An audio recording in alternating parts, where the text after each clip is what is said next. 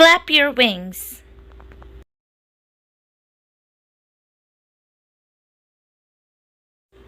An egg lay in the path. A boy came down the path. He saw the egg. He looked around. He saw flamingos and frogs and turtles and alligators. "Whose egg is this?" he called, but nobody answered.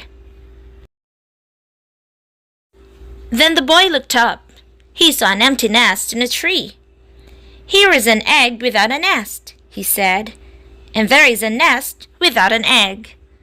The boy climbed the tree. He put the egg in the nest. Then he went away. Mr. and Mrs. Bird came home. They were surprised to find an egg in their nest. "That's not our egg," said Mrs. Bird. "Look how big it is." "But it is an egg. It's in our nest," said Mr. Bird. "If an egg is in your nest, you sit on it and keep it warm. It doesn't matter whose egg it is." They took turns keeping the egg warm.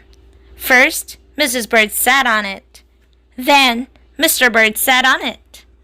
And sometimes, because it was so big, they both sat on it.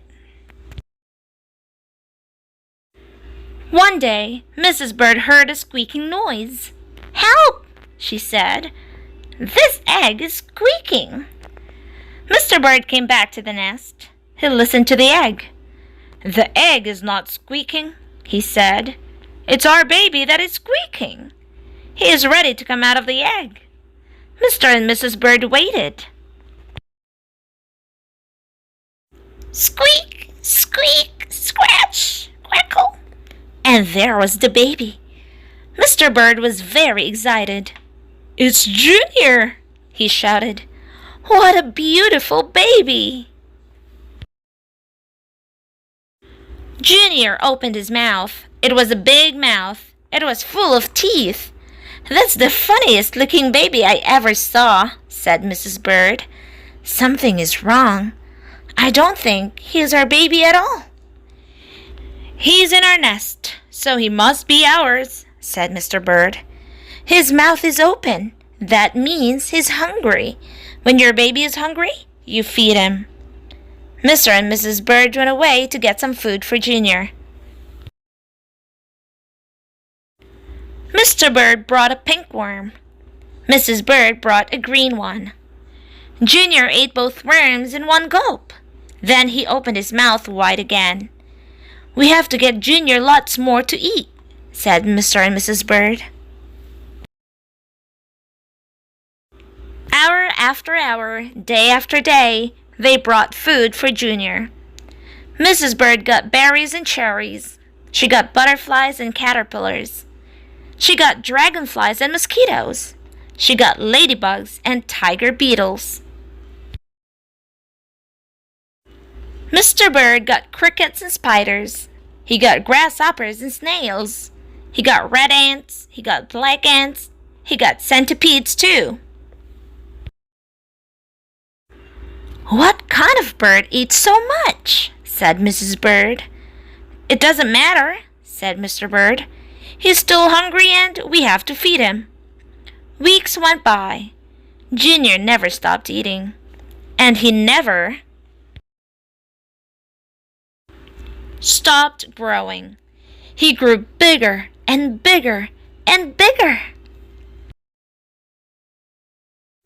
Finally, Junior got so big that Mr. Bird said, "It's too crowded up here. Junior has to leave the nest. It is time for him to fly away." "You are right," said Mrs. Bird. "The time has come. We must show him how to fly." Mrs. Bird pushed and pushed. Mr. Bird showed Junior how to fly. "Jump into the air like this," he said.